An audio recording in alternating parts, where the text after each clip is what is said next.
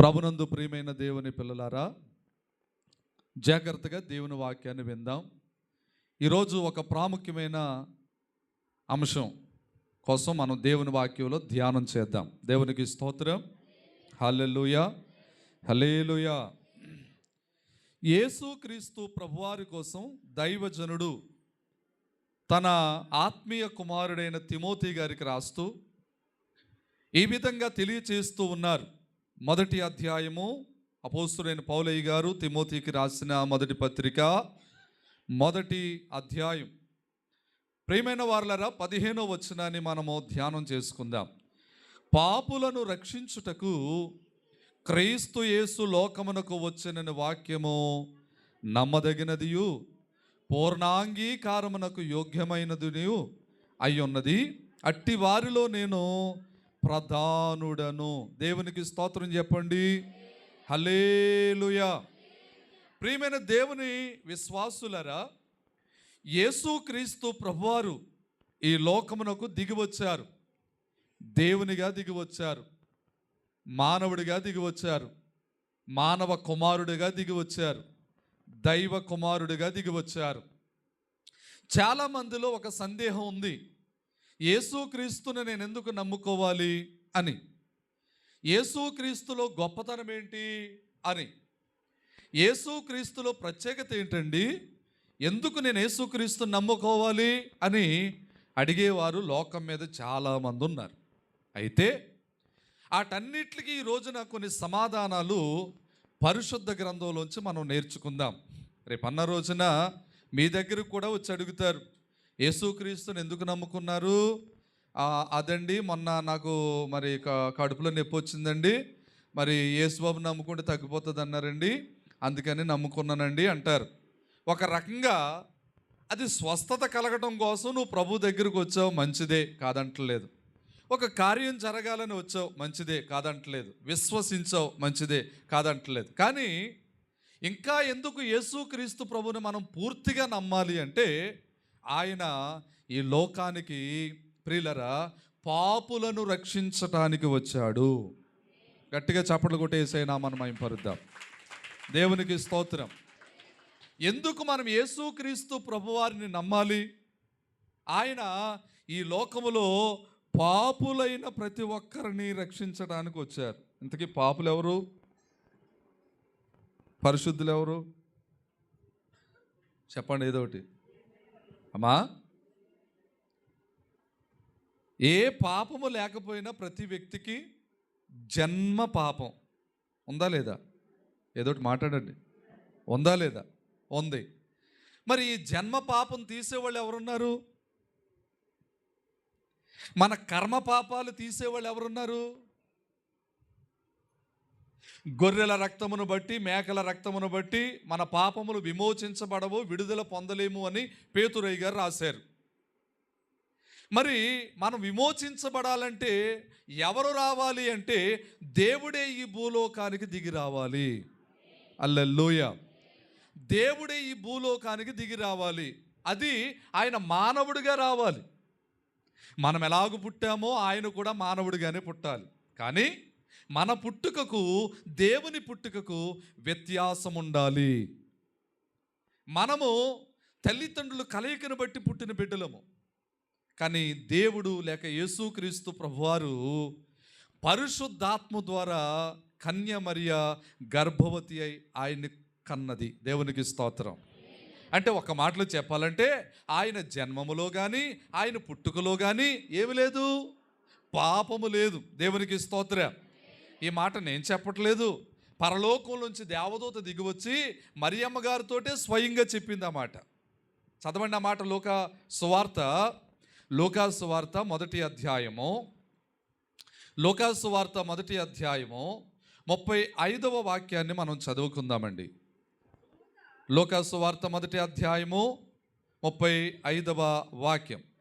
దూత పరిశుద్ధాత్మ నీ మీదికి వచ్చును, సర్వోన్నతుని శక్తి నిన్ను కమ్ముకొనును గనుక పుట్టబోవు శిశువు పరిశుద్ధుడై దేవుని కుమారుడు అనబడును. దేవునికి స్తోత్రం చెప్పండి ఒకసారి. పరిశుద్ధాత్మ నీ మీదకి వస్తుంది, పరిశుద్ధాత్మ శక్తి, సర్వోన్నతుని శక్తి నిన్ను కమ్ముకుంటుంది. పుట్టబోయే శిశువు పరిశుద్ధుడై దేవుని కుమారుడు అనబడును. దేవునికి స్తోత్రం. నాదొక ప్రశ్న ఇక్కడ. అందరూ వింటున్నారు వాక్యం? ఒకసారి తలల పైకెత్తిన వైపు చూడండి. తలల పైకెత్తిన వైపు చూడండి ఒకసారి. నాదో ప్రశ్న. ఇప్పుడు మన కుటుంబాలలో ఎవరింట్లోనైనా పిల్లలు పుట్టారనుకోండి, ఎవరు కుమారుడు అంటారు? పలానా సుబ్బారావు గారు అబ్బాయి అండి, సుబ్బారావు గారు కొడుకు పుట్టాడండి, రాజు కొడుకు పుట్టాడంట. చెప్పండి, కొంచెం ఏదోటి అందించండి. సర్వీస్కి కొడుకు పుట్టాడంట. రేపు పొద్దున్న జయరాముకి పెళ్ళి అవుతుంది కదా, జయరాముకి పెళ్ళి అయ్యి కొడుకు పుట్టాడంట. ఎవరు అబ్బాయి అంటారు? ఏదోటి చెప్పండి. అంతేనా? సువర్ణరాజు కొడుకు పుట్టాడంట. దేవుని స్తోత్రం చెప్పండి. సువర్ణరాజుకి దేవుడు కొడుకు ఇవ్వటం కోసం ఎన్ని ప్రార్థనలో. ఆమేన్. ఇవాళ వాడు పెద్ద చిచ్చరపిడిగా అయిపోయాడు. దేవునికి స్తోత్రం చెప్పండి. ఎవరు కుమారుడు అంటారు? వాళ్ళ నాన్నగారి పేరు పెట్టి, అంతేనా, పలానా వారు అబ్బాయి అండి అని చెప్తారు. ఇక్కడ దూత చెప్తున్న మాట క్యాచ్ చేశారా? గమనించారా? ఇక్కడ దూత ఏం చెప్తుందో తెలుసా? ఇదిగో ఏమని? సర్వోన్నతుని శక్తి నిన్ను కమ్ముకుంటుంది కనుక పుట్టబోయే శిశువు పరిశుద్ధుడై దేవుని కుమారుడు. అర్థమైంది ఇక్కడ వాక్యం? యేసుక్రీస్తు ప్రభువారు ఎవరు? దేవుని కుమారుడు. దేవదూత చెప్తున్న మాట, ఇదిగో నీవు తప్పు చేయటం వల్ల, లేకపోతే ఇంకొక రీతి వల్ల, లేకపోతే మీ భార్య భర్తల కలయిక వల్ల పుట్టేవారు కాదాయన. అంతకుముందే మరియా ఏమంటుందో తెలుసు? 34 వచనం చూడండి. అందుకు మరియా, నేను పురుషుని ఎరగని దాననే ఇది ఎలాగూ జరుగునను దూతతో అనగా. నేను పురుషుని ఎరగని దానని ఇది ఎలాగూ జరుగును అని మరియమ్మ అడుగుతుంటే, అప్పుడు దూత చెప్తున్న మాట 35 వచనం, ఇదిగో పరిశుద్ధాత్మ నీ మీదకు వచ్చును, సర్వోన్నతుని శక్తి నిన్ను కమ్ముకొనును గనుక పుట్టబోయే శిశువు పరిశుద్ధుడై. ఒక మాటలు చెప్పాలంటే మన దేవుడు ఎవరు? చెప్పరే? పేతురు రాసిన పత్రిక 1వ అధ్యాయం 14వ వచనంలో ఏమంటారు తెలుసా? దేవుడే స్వయంగా చెప్తాడు. మొదటి పేతురు 1:14. ఇక్కడ చేయి పెట్టండి, మళ్ళీ వద్దాం. 1:14లో ఏముందో తెలుసా? నేను పరిశుద్ధుడనై ఉన్న ప్రకారము మీరు కూడా ఉందన్నమాట. నేను పరిశుద్ధుడనై ఉన్న ప్రకారము మీరు కూడా పరిశుద్ధులై ఉన్నారు. అంటే మన దేవుడు ఎవరు? పరిశుద్ధం కలిగిన వాడు, పరిశుద్ధత కలిగిన వాడు, పరిశుద్ధుడు. ఆయనలో పాపం లేదు. ఏమీ లేనప్పుడు ఆయన ఉన్నాడు. సృష్టి లేనప్పుడు ఆయన ఉన్నాడు. ఈ లోకాలే సృష్టించబడక ముందు ఆయన ఉన్నాడు. ఆయనే మూలం, ఆయనే దైవం, ఆయనే దేవుడు. దేవునికి స్తోత్రం. ఆయన పేరే యేసుక్రీస్తు ప్రభు. దేవునికి స్తోత్రం చెప్పండి. ప్రియమైన దేవుని పిల్లలారా, నేను పరిశుద్ధుడై ఉన్నాను గనుక మీరు కూడా ఎలా ఉండండి? పరిశుద్ధులై ఉండండి. ఇప్పుడు దూత చెప్తున్న మాట లోకాసు వార్తలో, ఇదిగో సర్వోన్నతుని శక్తి నిన్ను కమ్ముకుంటుంది, నీకు పుట్టబోయే శిశువు పరిశుద్ధుడై.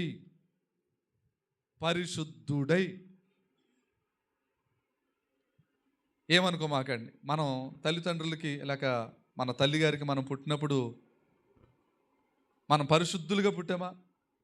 ఏదోటి చెప్పండి అమ్మా. మళ్ళీ మనల్ని శుద్ధి చేస్తారు కదా, చేయరా? 7వ రోజున ఆ తల్లిని శుద్ధి చేస్తారు, చెప్పరా? బిడ్డని శుద్ధి చేస్తారు. మరి మనం పరిశుద్ధులైతే శుద్ధి చేయవలసిన అవసరం ఏముంది? కానీ మన దేవుడు పరిశుద్ధుడిగా పుట్టారు. దేవునికి స్తోత్రం. ఆయన పుట్టబోయే శిశువు పరిశుద్ధుడై దేవుని కుమారుడు అనబడును. ఇప్పుడు రాజుగారి కొడుకు రాజుగారి తర్వాత ఏమవుతాడు? రాజకుమారుడు. రాజు తర్వాత ఈ కొడుకు ఏమవుతాడు? ఆ మాట చెప్పరే, రాజు అవుతాడు. ఇప్పుడు దేవుని కుమారుడు ఎవరు? దేవుడే. దేవదాసయ్య గారు రాస్తూ అన్నారు, మనుష్య కుమారుండు మనుషుడే, ఆ పద్ధతిని బట్టి దేవుని కుమారుండు దేవుడే. ఇప్పుడు దేవుడుగా దిగి వచ్చాడు. ఆయన పరిశుద్ధుడిగా వచ్చాడు. ఎందుకండి ప్రభుని నమ్ముకోవాలి? ఎందుకంటే యేసుక్రీస్తు నమ్ముకోవాలి అంటే, నా యేసుక్రీస్తు ప్రభువారు పరిశుద్ధుడైన దేవుడు. గట్టిగా కొట్టాలా, కొడితే, లేదంటే మానేయాలా. పరిశుద్ధుడైన దేవుడు, ఆయనలో ఏమి లేదు, పాపము లేదు, లేస మాత్రం లేదు, కోసాన లేదు, గోరంత లేదు, అసలు నలకంత లేదు, నలుసంత కూడా లేదు ఆయన దగ్గర పాపం. అన్ని చెప్పను, ఒక మాట చెప్పనా, యేసుక్రీస్తు ప్రభువారంట, అనగా తండ్రి అయిన దేవుడంట, సృష్టి అంతటిని చేశారంట, కానీ పాపాన్ని కలగజేయలేదంట. అది ఆయన పరిశుద్ధతకున్న గొప్ప లక్షణం. సృష్టి అంతటిని చేశాడు ఆయన. చెట్టును చేశాడు, పుట్టను చేసి, ఇవన్నీ చేశాడు. ఏమండి, చేపలు చేశాడు, సముద్రాలు చేశాడు, భూమి ఓ పక్కకి వెళ్ళి అన్నాడు, సముద్రాలు పక్కకి వెళ్ళి అన్నాడు, ఆకాశాలు కలుగు అన్నాడు, సూర్యుడా కలుగు, చంద్రుడా కలుగు, చుక్కలా కలగండి అన్నాడు. అన్నీ కలిగాయి. జీవరాశులను కలగజేశాడు, మానవుడిని కలగజేశాడు, ఆదాము చేశాడు, అవ్వను చేశాడు, అన్నీ చేశాడు, పాపాన్ని కలగజేయలేదు. అది నా దేవుడు గొప్పతనం. గట్టిగా స్తోత్ర. అందుకే నా దేవుడికి ఉన్న పేరేంటి తెలుసా? పరిశుద్ధుడు. ఎబ్రిల్కి రాసిన పత్రిక ఒకసారి వెళ్దామా? ఎబ్రిల్కి రాసిన పత్రిక 6వ అధ్యాయం చూడండి, 7వ అధ్యాయం 26వ వచనం అనుకుంటున్నాను. ఎబ్రిల్కి రాసిన పత్రిక 7వ అధ్యాయం 26వ వచనం. ఏముంది అక్కడ? పవిత్రుడును నిర్దోషియు, నా దేవుళ్ళు ఉన్న గొప్ప లక్షణాలు చెప్తున్నాడు అపొస్తలుడైన పౌలయ్య గారు రాస్తూ అంటున్నాడు. ఏమనో తెలుసా? నా దేవుడు పవిత్రుడు. ఎవరండి? పవిత్రుడు అన్నా పరిశుద్ధుడు అన్నా ఒకటా కాదా? కాదేమో, నాకు డౌట్ అవుతుంది మీరు అలా చూస్తుంటే. ఒకటా కాదా? ఏదోటి చెప్పండి. ఒకటేనా? పవిత్రుడు పరిశుద్ధుడు ఒకటి కాదా? అయ్యో అమ్మా, అన్నమో భోజనమో ఒకటేనా కాదా? మన పల్లెటూరు భాషలో అన్నం అంటారు. ఇంకొంచెం మన సిటీస్లోకి వెళ్తే ఫుడ్, ఇంగ్లీష్ పీస్ కదా, ఫుడ్. లేకపోతే లంచ్ అంటారు, డిన్నర్ అంటారు, వేసారా అంటారు, కోడ్, అంతే. ఏదైనా ఒకటే. ఇప్పుడు పవిత్రుడు అన్నా పరిశుద్ధుడు అన్నా ఒకటే. నా దేవుడు ఎవరంట? పవిత్రుడు. రెండో మాట చదువునానా? నిర్దోషి అంటే ఆయనలో ఏమి లేదు, చెప్పరే, దోషం లేదండి. అందుకే ఆయనలో ఏ దోషమో కనుగొనలేక పిలాతు ఏం చేశాడు? చేతులు కడిగేసుకున్నాడు. ఈయనలో ఏ దోషమో నేను కనుగొనలేకపోయాను, అన్యాయంగా ఈయనకి తీర్పు తీర్చాల్సి వస్తుంది, ఈ పాపం మా మీదనో మా పిల్లల మీదనో ఉండకుండాను గాక ఆయన ఏం చేశాడంట? చేతులు కడుక్కున్నాడట. ఆయన నిర్దోషి. చదువుక ఏమి లేదంట ఆయనకి. అమ్మా, ఏమనుకోమాకండి, భూమి మీద బతికే మనుషులు అందరిలో ఏ కల్మషం లేకుండా బతికే వాళ్ళు ఉన్నారా? చెప్పాలి.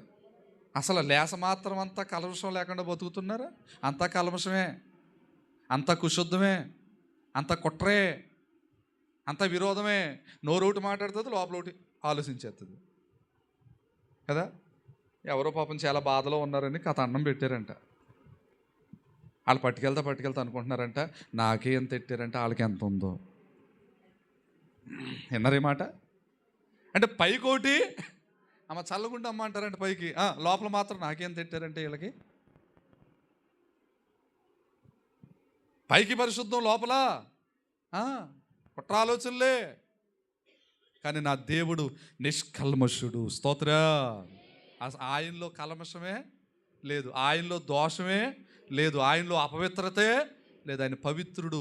రెండవది నిర్దోషి, మూడవది నిష్కల్మషుడు, 4 ఇది మాత్రం హైలైట్ అండి. నా యేసయ్య పాపులలో చేరక ప్రత్యేకంగా ఉన్నవాడు. ప్రత్యేకంగా ఉన్నవాడు. అందరిలో ఒకడు కాడు, యేసు అందరికీ ఒకే దేవుడు. అందరిలో ఒకడు కాడు, యేసు అందరికీ ఒకే దేవుడు. పాడండి. అందరిలో ఒకడు కాడు, యేసు అందరికీ ఒకే దేవుడు. అందరిలో ఒకడు కాడు, యేసు అందరికీ ఒకే దేవుడు. అందరిలో ఒకడు కాడు, యేసు అందరికీ ఒకే దేవుడు. అందరిలో ఒకడు కాడు, యేసు అందరికీ. స్తోత్రం చెప్పరే. మీ చప్పట్లు చూసి నా పాట భలే వచ్చేసిందండి. ఆయన అందరిలో ఒకడా? ప్రత్యేకంగా ఉన్నవాడా? అందరికీ ఒకే దేవుడు ఆయన. అందరిలో ఒకడు కాదు, అందరిలో ఒకడు కాదు. పాపులలో చేరక ప్రత్యేకముగా ఉన్న వాడు నా యేసయ్య. దేవునికి స్తోత్రం. పాపులలో చేరక ప్రత్యేకంగా ఉన్నవాడు, ఆయన పరిశుద్ధుడు. పుట్టబోయే శిశువు పరిశుద్ధుడై దేవుని కుమారుడు అనబడతాడు. ఆయన దేవుని కుమారుడు. ఇంకో కోడ్లో చెప్పాలంటే దేవుడు. తిమోతి పత్రిక ప్రకారంగా చేయొద్దు కానీ ఆయన మహాదేవుడు యేసుక్రీస్తు ప్రభువారు. ఎబ్రీ పత్రిక ప్రకారం చెప్పాలంటే నిన్న నేడు రేపు ఒకే రీతిగా ఉన్న దేవుడు. ఆయన మార్పు లేనివాడు, మారిపోనివాడు, మాట ఇచ్చి తప్పనివాడు. చప్పట్లు కొట్టేసైనా మనం మహింపరుద్దాం. దేవునికి స్తోత్రం. హల్లెలూయా, హల్లెలూయా. ప్రభునందు ప్రియమైన దేవుని విశ్వాసులారా, యేసుక్రీస్తు ప్రభువారిలో ఉన్న గుణగణాలు మనం చూడగలిగితే ఆయన పరిశుద్ధుడిగా పుట్టిన దేవుడు అండి.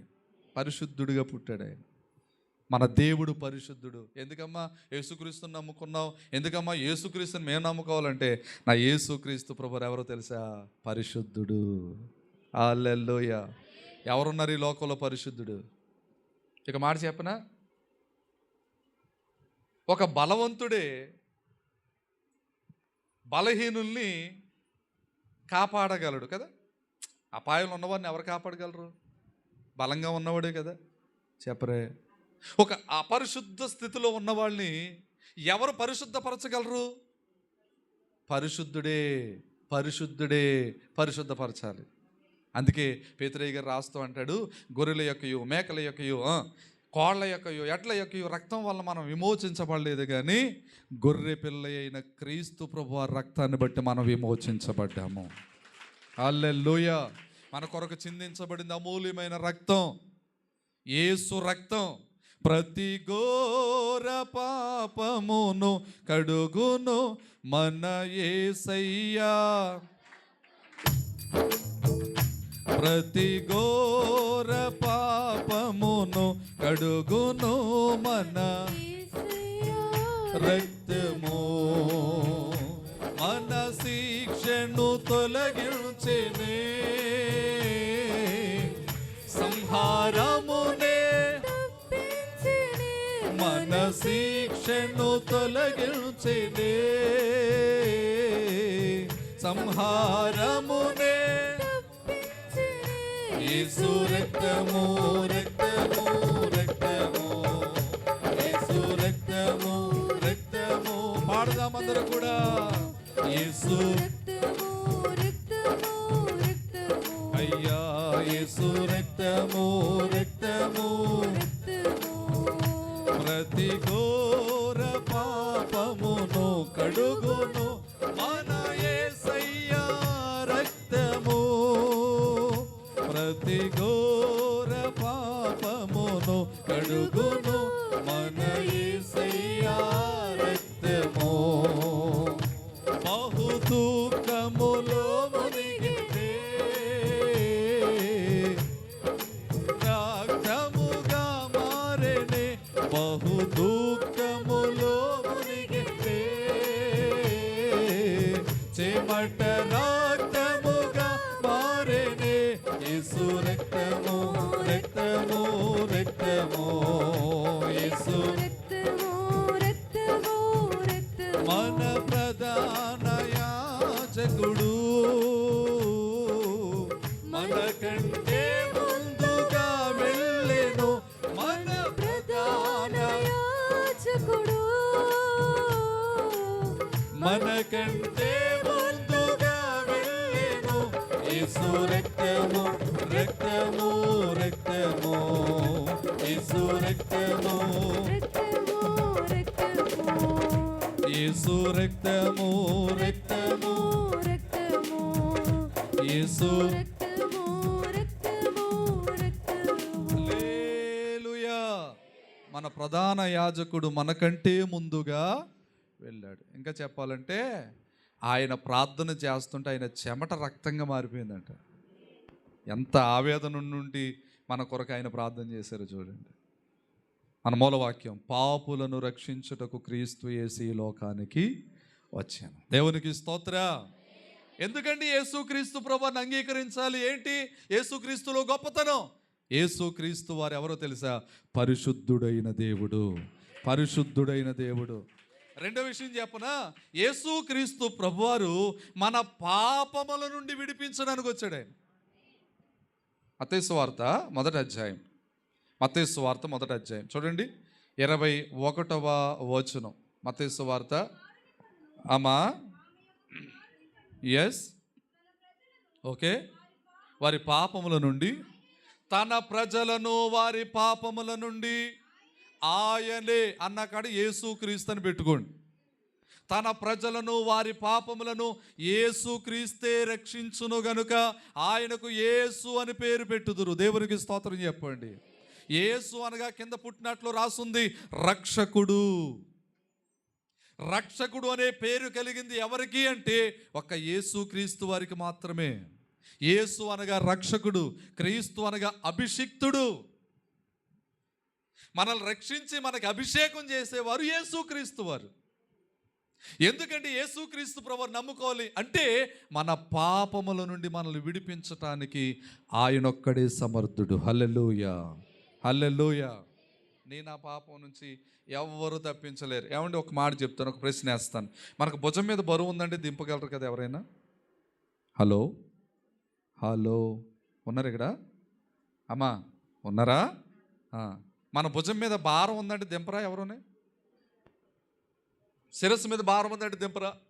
ఏదోటి చెప్పండి, దింపుతారు. హృదయంలో పాప భారం ఉంది దింపండి అనండి ఎవరినైనా, అనండి. ఎవరినైనా మంచి పేరున్న ఆయన అడగండి, బాగా డబ్బులు గడించిన ఆయన అడగండి, చెప్పరే?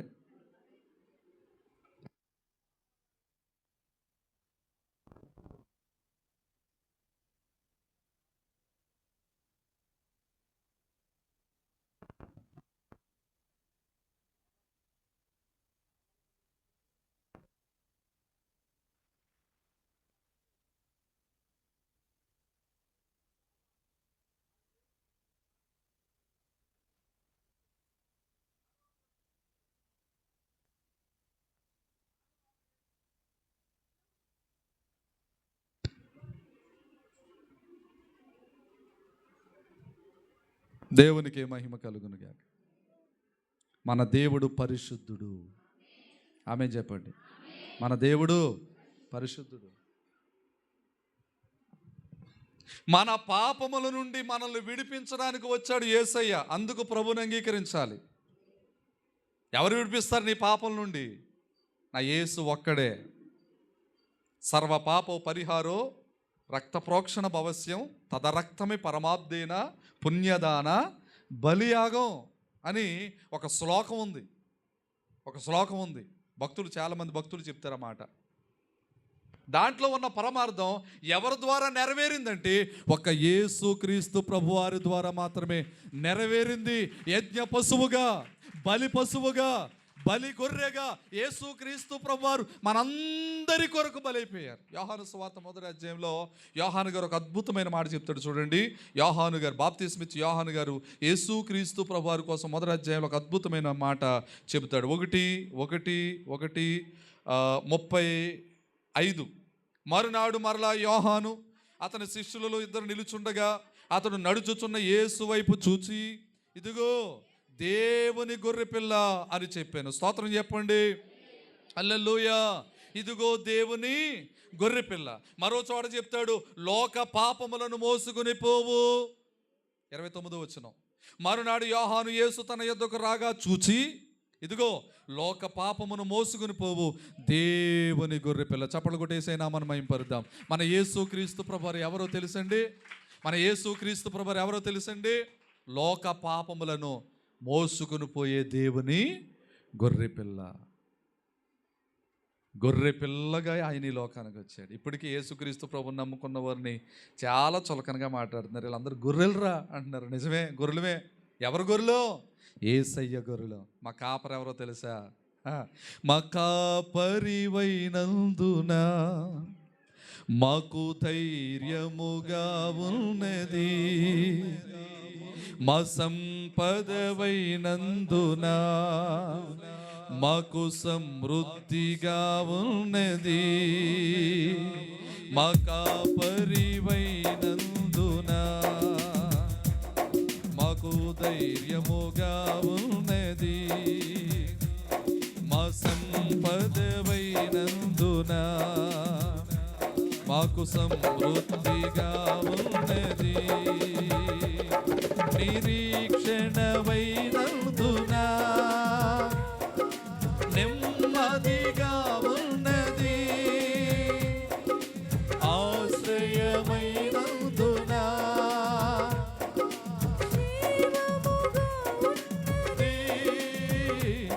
మా కాపరివైనందున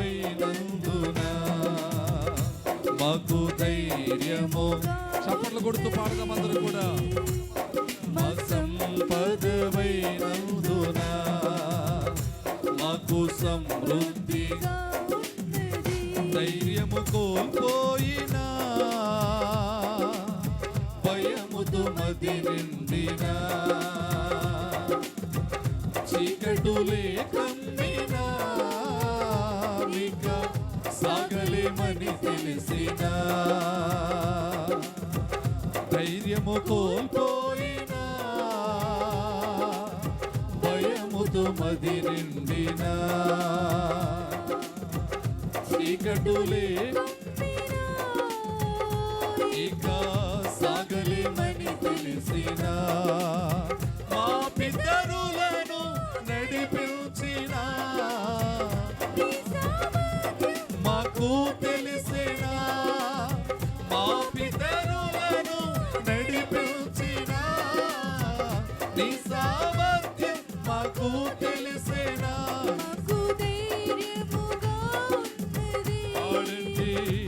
ఎంతో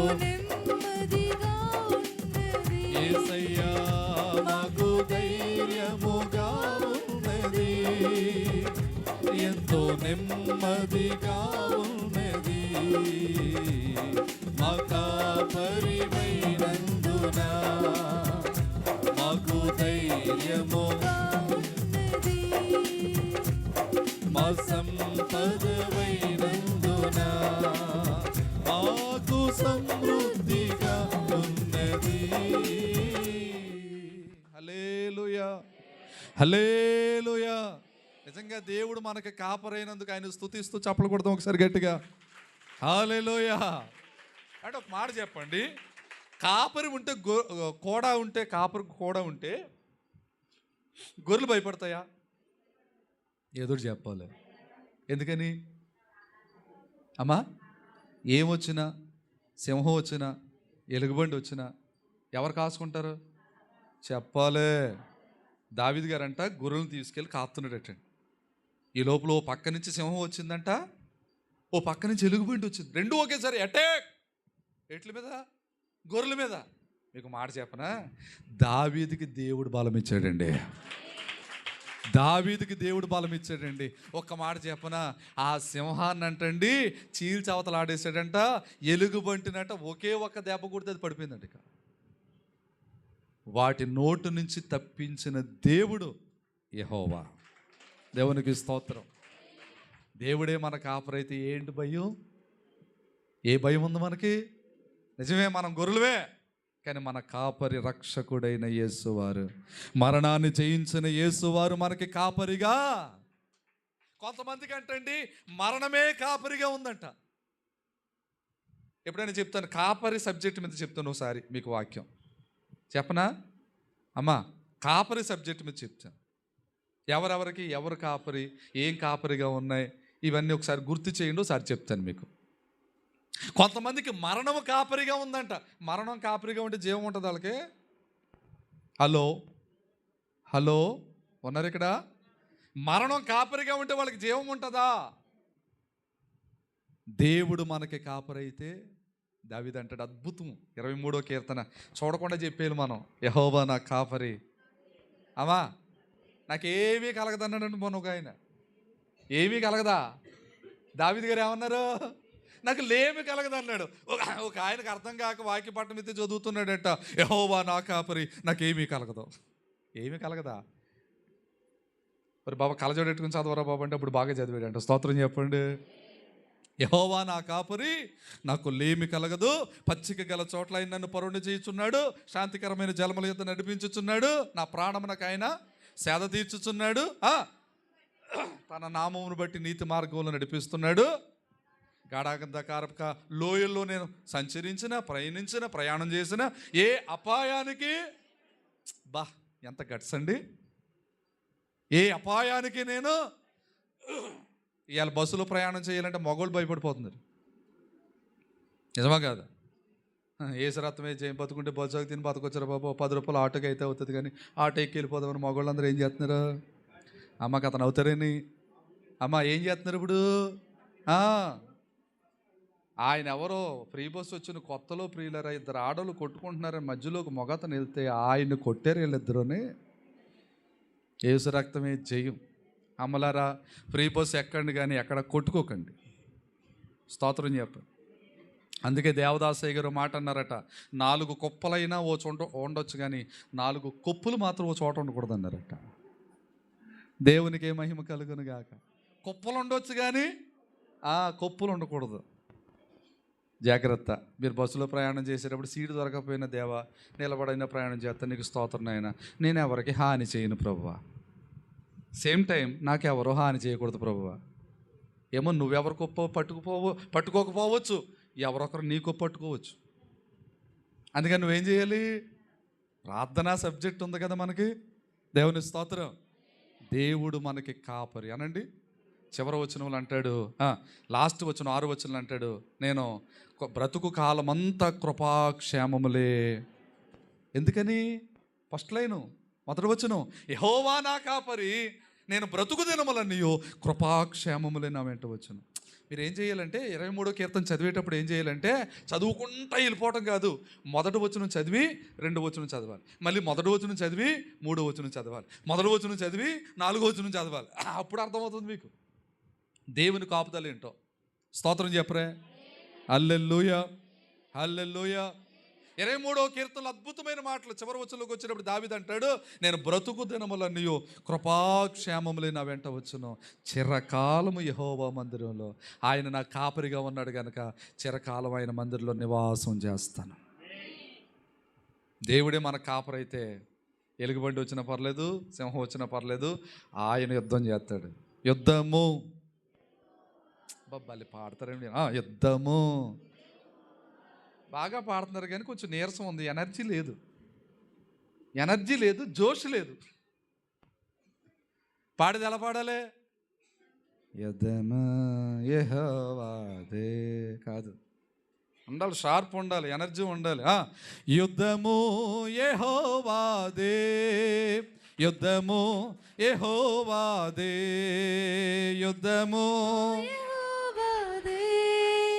యుద్ధము యెహోవాదే, రాజులు మనకెవ్వరు లేరు, శూరులు మనకెవ్వరు లేరు, రాజులు మనకెవ్వరు లేరు, శూరులు మనకెవ్వరు లేరు, సైన్యములకు అధిపతి అయినా యేసయ్యా మన అండపడు. చప్పట్లో ఉజ్జీవంగా ఎనర్జీ. యుద్ధము యెహోవాదే,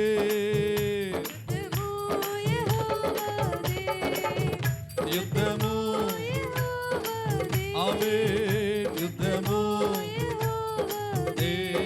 రాజులు మనకెవ్వరు లేరు, శూరులు పాడండి, రాజులు మనకెవ్వరు అవే, సైన్యములకు అధిపతి అయినా యేసయ్యే మన అండ, సైన్యములకు అధిపతి అవే మన అండ. యుద్ధము అయ్యా, యుద్ధము యుద్ధము యుద్ధము యెహోవాదే. హల్లెలూయా. బిగ్గరగా చప్పట్లు కొట్టండి, గట్టిగా స్తోత్రం చెప్పండి. ఇంతేనా స్వరము? ఇంకొంచెం గట్టిగా. ఇంకొంచెం ఉజ్జీవంగా, ఇంకొంచెం బలం తెచ్చుకొని, ఇంటికి వెళ్ళిన తర్వాత నీరసం వచ్చినా పర్లేదు, గట్టిగా హల్లెలూయా.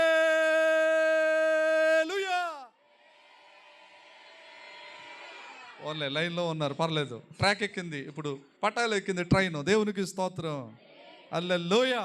యేసుక్రీస్తు ప్రభువులో ఉన్న గొప్పతనం ఏంటి తెలుసా? ఆయన మన కాపరి, ఆయన మన కాపరి, ప్రధాన కాపరి. ఆమేన్. ఎవరండి? ఎవరండి? ఎవరండి? పేతురు రాసిన పత్రికలో ఇందాక మనం వాక్యపట్నాల్లో చదివాం ఒక మాట. పేతురు రాసిన మొదటి పత్రిక 2వ అధ్యాయం, మొదటి పత్రిక 2వ అధ్యాయం లాస్ట్ వచనం. మీరు గొర్రెల వలె దారి తప్పిపోతురు కానీ ఇప్పుడు మీ ఆత్మల కాపరియు అధ్యక్షుడునైన ఆయన వైపునకు మళ్ళీ ఉన్నారు. కొట్టు గట్టిగా చప్పట్లేసేకి. ఎంతకు ముందు మనం దారి తప్పిపోయాం. నన్ను నీవు విడువక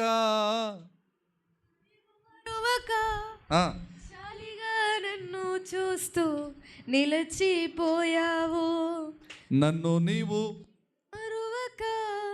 నన్ను నీవు విడువక జాలిగా నన్ను చూస్తూ నిలిచిపోయావు. స్తోత్రం చెప్పండి. హల్లెలూయా. ఎవరు పాడుతున్నారు అర్థం కావట్లేదు మీకే? ఓకే, మంచిది. యేసుక్రీస్తు ప్రభువారు 100 గొర్రెల్లో ఒక గొర్రె తప్పిపోయినప్పుడు 99 గొర్రెలను అక్కడ వదిలేసి తప్పిపోయిన గొర్రె కోసం వెతకడం మొదలెట్టాడంటే యేసయ్య. స్తోత్రం చెప్పండి. అది ఎక్కడో లోయలో పడిపోయింది, ముళ్ళ మధ్య పడిపోయింది. ఈ కాపరి దగ్గరికి వెళ్ళి ఆ ముళ్ళన్నీ తీసి ఆ గొర్రెను జాగ్రత్తగా తీసుకొని మెడ మీద వేసుకొని జాగ్రత్తగా తీసుకొని వస్తున్నాడంట. స్తోత్రం చెప్పండి. అప్పుడు పాడుతుంది గొర్రె పాట, నన్ను నీవు మరువక, నన్ను నీవు విడువక. నా చెంతకొచ్చావయ్యా. మన యేసయ్య మనల్ని విడిచిపెట్టేవారు కాదు. మనం వదిలేస్తామేమో ఒక్కొక్కసారి దేవుణ్ణి, కానీ ఆయన ఎప్పుడు మనల్ని విడిచిపెట్టరు. ఏంటంటే యేసయ్యలో గొప్పతనం అంటే ఆయన ప్రియులరా మన ఆత్మకు కాపరి, ఆత్మకు కాపరి. గొర్రెల గొప్ప కాపరి నా యేసు, మంద కొరకు ప్రాణం పెట్టెను. ఆయన లక్షణాలు: మంచి కాపరి, ప్రధాన కాపరి, ప్రేమ కాపరి. మా మార్తమ్మ తెగ పాడేసిది ఈ పాట. దేవుని స్తోత్రం.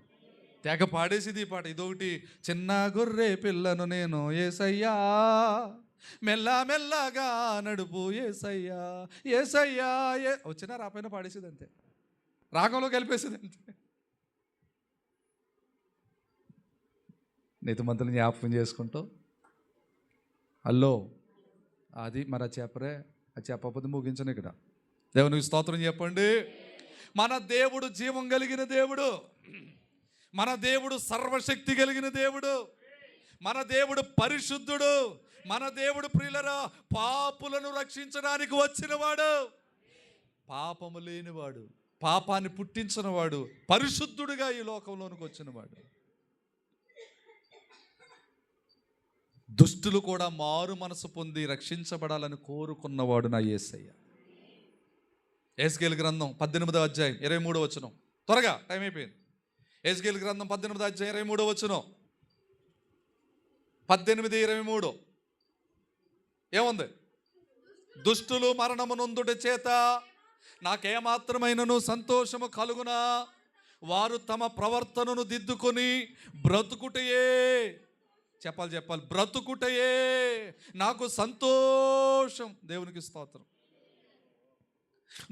దుష్టులుగా చనిపోవటం దేవునికి ఇష్టం కాదండి.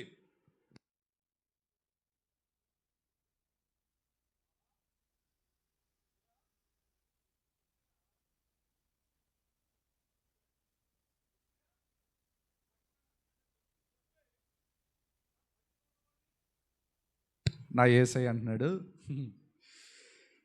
అద్భుతం కదండి ఈ మాట. దుష్టులు మరణము నొందుట చేత నాకు ఏమాత్రమైన సంతోషం కలుగునా, వాళ్ళు తమ ప్రవర్తనను దిద్దుకొని బ్రతుకుటియే కదా నాకు సంతోషం. చంపుకుంటే వెళ్ళిపోతే శవాలు కొట్టే కదండి లోకం. చెప్పరే, దేవుని ఆలోచన చంపడం కాదు, బ్రతికించటం. యేసుక్రీస్తు ఆలోచన చంపడం కాదు, బ్రతికి. అందుకే అనేకుల కొరకు ఆయన ప్రాణం పెట్టడానికి వచ్చాడు. ప్రాణం పెట్టడానికి. ఓ మాట చదువుతారా? మత్తయి సువార్త 20 అధ్యాయం తీయండి. మత్తయి సువార్త 20 అధ్యాయం 28వ వచనం. మత్తయి సువార్త 20 అధ్యాయం 28వ వచనం. ముగింపుకు వచ్చేసాను నేను. మనుష్య కుమారుడు పరిచారము చేయించుకొనుటకు రాలేదు, కానీ పరిచారము చేయుటకును అనేకులకు ప్రతిగా విమోచన క్రయధనముగా తన ప్రాణమునిచ్చుటకు వచ్చిన. చప్పట కొట్టండి యేసయ్యకు ఒకసారి గట్టిగా. యేసయ్య ఎందుకు వచ్చారంట? పరిచారం చేయించుకున్నట్టుకు రాలేదట, పరిచారము చేయుటకును అనేకులకు ప్రతిగా తన ప్రాణమును క్రయధనముగా పెట్టుటకును వచ్చారట. ఈ లోకంలో ఒకరి కోసం ఒకరు ప్రాణం పెట్టేవాళ్ళు ఎవరన్నా ఉన్నారా? అమ్మా నీకెందుకమ్మా నీ పేనానికే, అదేమన్నా అట్ల పేనం ఏంటి? అదేమన్నా అట్ల పేనమా? నీ పేనానికి నా పేనం అంటారు. నిజంగా పేనం పెట్టేకాడికి వచ్చేటప్పటికి బాయ్, హలో, మళ్ళీ కలుద్దామే, నిజమా కాదా? కానీ మన ప్రాణానికి అడ్డు నిలిచింది ఎవరో తెలుసా? నువ్వు నమ్ముకుంటున్నా, మనం నమ్ముకుంటున్నా పరిశుద్ధుడికి ఈ లోకానికి వచ్చిన రక్షకుడైన యేసుక్రీస్తు ప్రభువే. నా ప్రాణానికి అడ్డు నిలబడ్డాడు ఆయన. పాపభారమెల్ల మోసి బరువు దించి వేసినావు, వ్యాధి భారమెల్ల మోసి వ్యాధి దించి వేసినావు, శిక్ష భారమెల్ల మోసి శిక్ష దించి వేసినావు రక్షకానా. ఎందుకు వచ్చారు యేసుక్రీస్తు ప్రభువారు? మన పాప భారం దింపడానికి, వ్యాధి భారం దింపడానికి, మన శిక్ష భారం ఆయన భుజం మీద వేసుకుంటానికి. ఇక మాట చెప్పనా, నీ కన్నులతో చేసిన పాపానికి, చెవులతో విన్న పాపానికి, నోటితో అన్న పాపానికి, హృదయంతో ఆలోచించిన పాపాలకి, చేతులతో చేసిన చెడులకి, ఎల్లరాని స్థలాలకు వెళ్ళిన ఈ పాదాలు తెచ్చుకున్న పాపానికి, పక్కలో పెట్టుకున్న పగలకి ఎప్పుడో నిన్ను పొడి చంపేయాలి ధర్మశాస్త్ర గ్రంథం అయితే. కానీ యేసుక్రీస్తు ప్రభువారి ద్వారా కృపాశాస్త్రం వచ్చింది. ఆయన ఏమన్నాడు తెలుసా? వీళ్ళన్నీ అపరాధాలన్నీ నా భుజం మీద వేసుకుంటాను డాడీ, వాళ్ళని వదిలేయండి, వాళ్ళని క్షమించండి, వాళ్ళ కొరకు నేను ప్రాణం పెడతానన్నాడు. ఎవరున్నారండి అలాగ అడ్డుపడి వాళ్ళు ఎవరున్నారు చెప్పరే? జామీన్ సంతకం పెడతానికి ఇలా ఆలోచించేవారు ఉన్నారు బోల్డ్ మంది. Yes or no? అవునా కదా? జామీన్ సంతకానికే ఆలోచించాలి. వాక్యం కూడా చెప్తుంది, జామీన్ సంతకం పెట్టేటప్పుడు ఆలోచించని వాక్యంలో ఉంది, బైబిల్లో ఉంది, సామెతల గ్రంథంలో. ఓకే, కానీ ప్రాణం పెట్టే కాడికి వస్తే కుదురుద్దా? ఒకవేళ ఈయన కనుక ఏమన్నా అడ్డుపడదామని, వాళ్ళ ప్రాణానికి అడ్డు పెడదామని, ఎక్కడికి వెళ్తున్నావు అంటే వెనకాల ఇవిడి నీ మీద ఆధారపడి నేనున్నాను, పిల్లలు ఉన్నారు, మీ అమ్మ మీ నాన్న ఉన్నారు, ఎక్కడికి వెళ్ళిపోతున్నావు అందా? నా యేసయ్య అందరి కొరకు విమోచన క్రయధనముగా ప్రాణమర్పించడానికి వచ్చాడు యేసయ్య. ప్రాణమర్పించడానికి వచ్చాడు యేసయ్య. ఎవరు చేయగలరు ఈ త్యాగం? ఎందుకు నమ్మాలండి యేసుక్రీస్తు ప్రభువుని? ఎందుకు అంగీకరించాలండి యేసుక్రీస్తు? ఏంటి గొప్పతనం అంటే, నా యేసయ్యలో గొప్పతనం ఏంటో తెలుసా? ఆయన పరిశుద్ధుడు, ఆయన ఆత్మల కాపరి.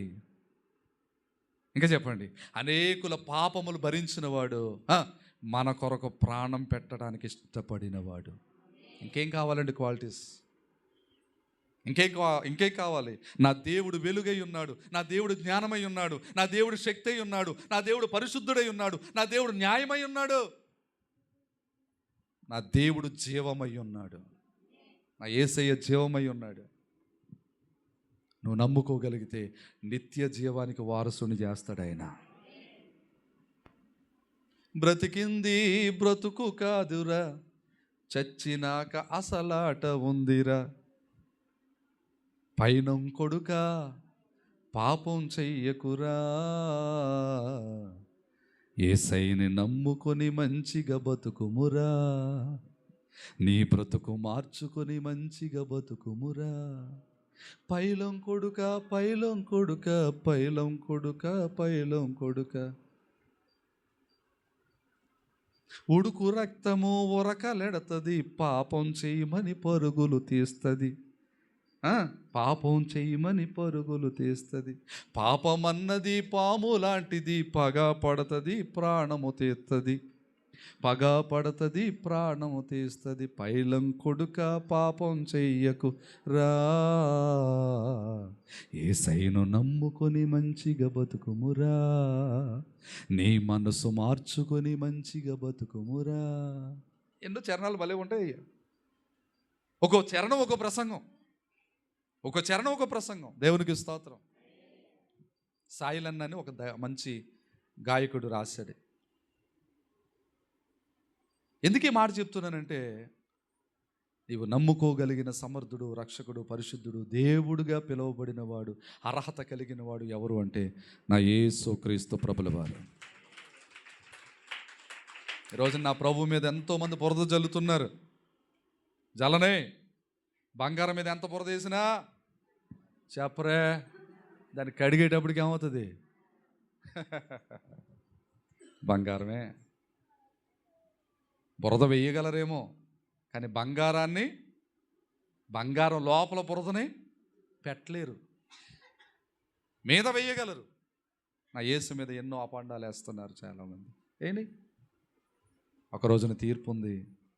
ఆ తీర్పు దినం రాకముందే మారు మనసు పొందితే, యేసయ్య కుడి పార్శ్వమున ఉన్న ఒక దొంగ, అయ్యా నీవు నీ రాజ్యంలోకి వచ్చినప్పుడు నన్ను జ్ఞాపకం చేసుకుని నీతో ఉండే భాగ్యం ఇస్తావా అని అడిగితే, నేడే నీవు నాతో కూడా పరదేశంలో ఉంటావన్నాడు యేసయ్య. అసలు యేసయ్య ప్రాణం ఎందుకు పెట్టాడు తెలుసా? మారు మనసు పొందే వారందరి కొరకు బోధలు చేశాడండి ఆయన. ఈ పాయింట్ వినండి, ముగించేస్తాను. మారు మనసు పొందగలిగిన స్థితి కలిగిన వారందరికీ బోధల ద్వారా మారు మనసు కలిగించాడు. మార్పు లేని వాళ్ళు, కఠినులు ఉంటారు చూసారా, ఇటువంటి వాళ్ళ కోసం నా యేసయ్య ప్రాణం పెట్టాడండి.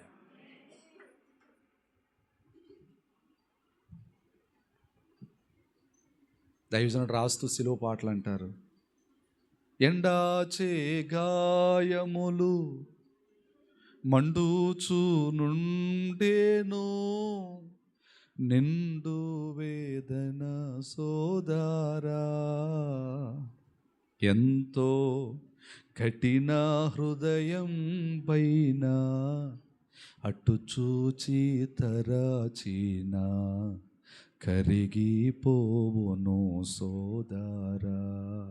ఎంత కఠిన హృదయం పైన ఆ సిలువనాథుని వైపు చూస్తే, ఆ సిలువలో వేలాడుతున్న ప్రభువారి వైపు చూస్తే ఏమైపోతారు? కరిగిపోతారట.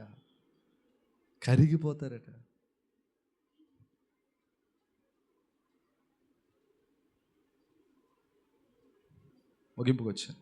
సాధు సుందర్ సింగ్ అనే దైవజనుడు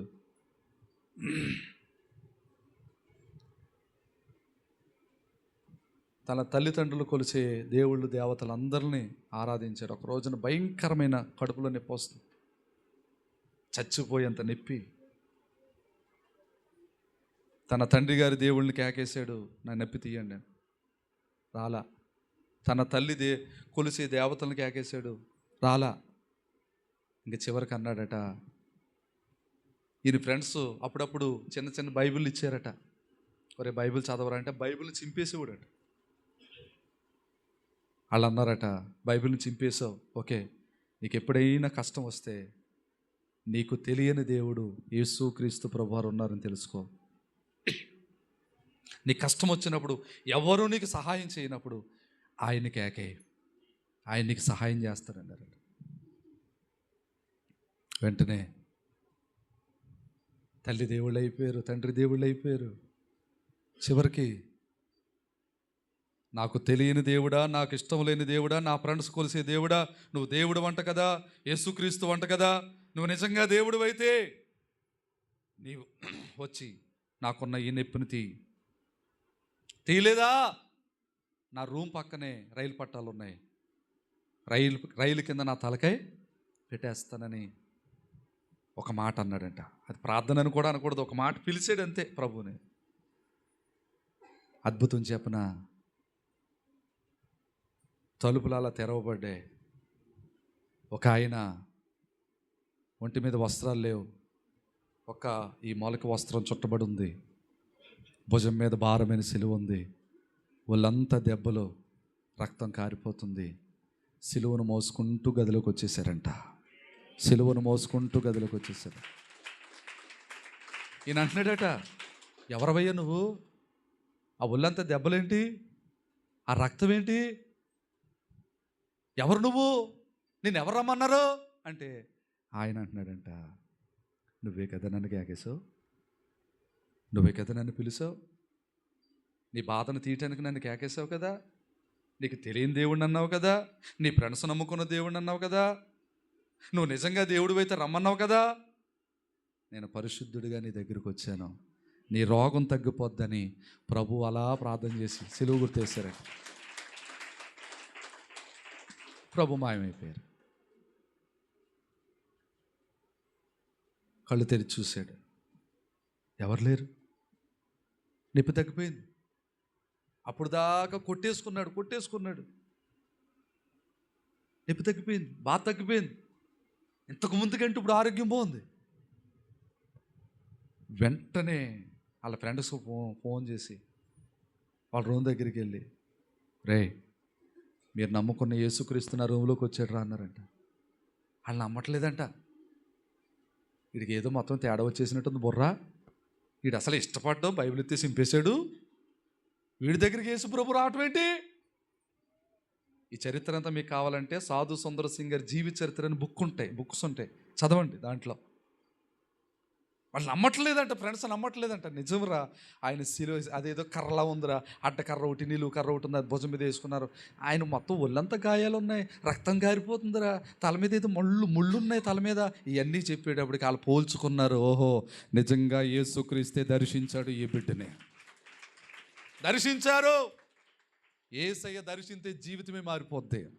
దర్శించు నన్ను ధవళవర్ణుడా, రూపించు నీవలే పరిశుద్ధుడా.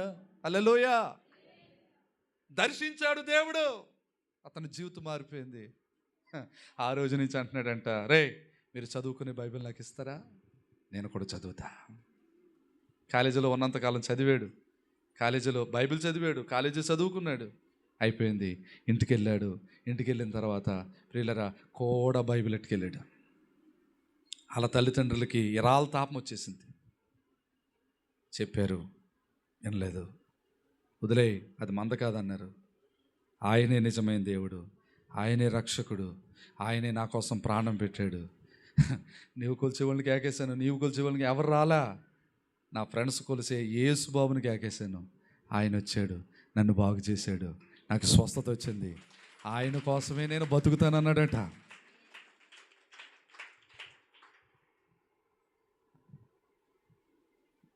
వాళ్ళకి తల మీద పాగాలు ఉంటాయి, సిక్కులు కదా. వాళ్ళ మేనమామలు వచ్చారు, ముగ్గురు మేనమామలకి ఒక్కరితే కూతురు. అంటే 3 కుటుంబాలు ఒక్కరితే ఆడపిల్ల. వీళ్ళు ముగ్గురు అన్నారంట, రే ఈ పిల్లనిచ్చి పెళ్లి చేస్తాం, మా ముగ్గురు ఆస్తుపాస్తుల పిల్ల పేరుని రాసేస్తాం, నీకే ఇచ్చేస్తాం, నువ్వేం చేసావని అడగం, నువ్వు మాత్రం దీన్ని వదిలేయి అన్నారంట. దేన్ని? ఆయన అన్నాడంట, ఇది తప్ప ఇంకేమైనా చెప్పండి అన్నాడంట. ఇది తప్ప ఇంకేమైనా చెప్పండి. వాళ్ళు మాట వినకపోతేనంటండి తల మీద తలపాగా తీసి కాళ్ళు గడి ఎడతారట. అప్పుడు లొంగిపోవాలంట. వాళ్ళ కుటుంబంలో, వాళ్ళ ఫ్యామిలీలో, వాళ్ళ విధానంలో ఎవరైనా సరే ఎప్పుడు లొంగపోయినా తలపాగా తీసి కాళ్ళు గడి పెడితే లొంగిపోవాలంట. అర్థమవుతుందా? అప్పుడు కూడా అన్నాడంట, నాకు ఈయనే కావాలన్నాడంట, ఈయనే కావాలన్నాడంట, ఈ బైబిలే కావాలి, ఈ దేవుడే కావాలి నాకు అన్నాడంట. అద్భుతం. వెళ్ళిపోయారు. నీ కొడుకు మారడం, మేము మార్చలేం. వెళ్ళిపోతే వాళ్ళమ్మ ప్రేమగా, రే బాబా ఎప్పుడు తిన్నావు అన్నం, కాలేజీలో నీకు అన్నం పెట్టి చాలా రోజులు అయింది అని వంట చేసి డైనింగ్ టేబుల్ మీద భోజనం పెట్టి, తినరా బాబు అని గోరుముద్దలు తినిపించిందంట. తల్లి కదా, ప్రేమ కదా. మొదటి ముద్ద తిన్నాడు, రెండో ముద్ద తిన్నాడు, మూడో ముద్ద తిన్నాడు, 4వ ముద్ద తల్లి పెట్టింది, అంతకు ముందు పెట్టిన 3 మెద్దలు రక్తంతో కక్కేశాడంట. కారణం ఏంటో తెలుసా? అన్నంలో విషం కలిపి పెట్టింది తల్లి.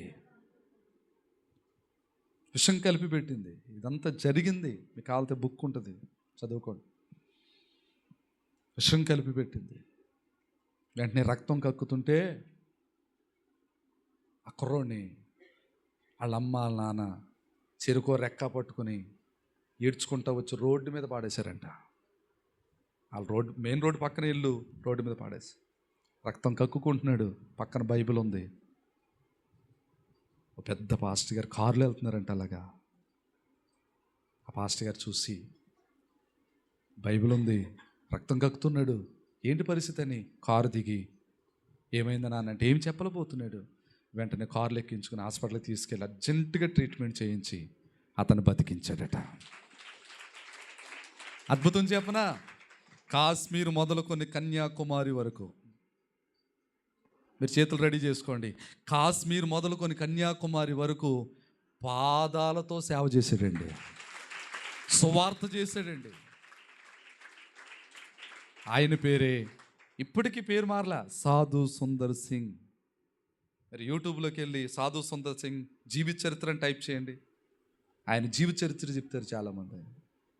గూగుల్లోకి వెళ్ళి సెర్చ్ చేయండి, ఆయన స్టోరీ వస్తుంది. ఎవరి కోసం నిలబడ్డాడు తెలుసా? యేసయ్య కోసం. ఇంతకీ యేసయ్య కోసం ఎందుకు నిలబడ్డాడు తెలుసా? నా దేవుడు పరిశుద్ధుడు, ఎవరు బాగు చేయలేని రోగాన్ని నా యేసయ్య బాగు చేశాడు. రేపు అన్న రోజున నిత్య జీవాన్ని ఇవ్వగలిగిన సమర్థుడు ఆయనే. ఆయనే నమ్మాడు, నిలబడ్డాడు, ప్రభు కొరకు పరిగెత్తాడు, గొప్ప సేవ చేశాడు. మనము కూడా అలా ఉందుముగాక, ప్రభు కొరకు మనం నిలబడుదుముగాక. మోకరించుదాం, ప్రార్థన చేసుకుందాం. యేసయ్యలో ఉన్న గొప్పతనం ఏంటో మనం తెలుసుకున్నాం. యేసయ్యలో ఉన్న గొప్ప లక్షణాలు ఏంటో మనం గమనించాం. యేసయ్య